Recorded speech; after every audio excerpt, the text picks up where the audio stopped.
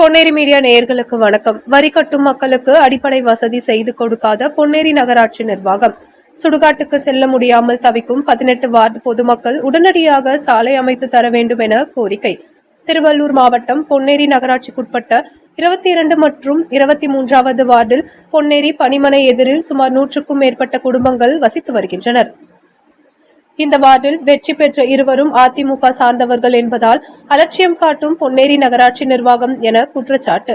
பலமுறை மனு அளித்தோம், கோரிக்கை விடுத்தோம், எந்த ஒரு நடவடிக்கையும் எடுக்கவில்லை என குற்றச்சாட்டு. மேலும் அவ்வழியாக சுடுகாடும் உள்ளது. அங்கு குண்டும் குழியுமாக சேரும் சகதியுமாக துர்நாற்றம் வீசுகிறது. பல ஆண்டுகளாக அப்பகுதியில் வசிக்கும் மக்கள் அவ்வழியாக செல்லவோ அவசர தேவைக்கு செல்ல முடியாமல் தவிக்கின்றனர். மேலும் சுடுகாட்டில் சடங்குகள் செய்ய முடியாமல் இருப்பதாகவும் குற்றச்சாட்டை முன்வைக்கின்றனர்.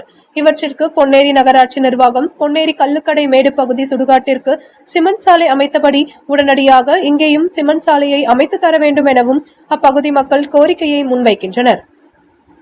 திருவள்ளூர் மாவட்ட செய்திகளுக்காக தலைமை செய்தியாளர் DJ கார்த்திக்.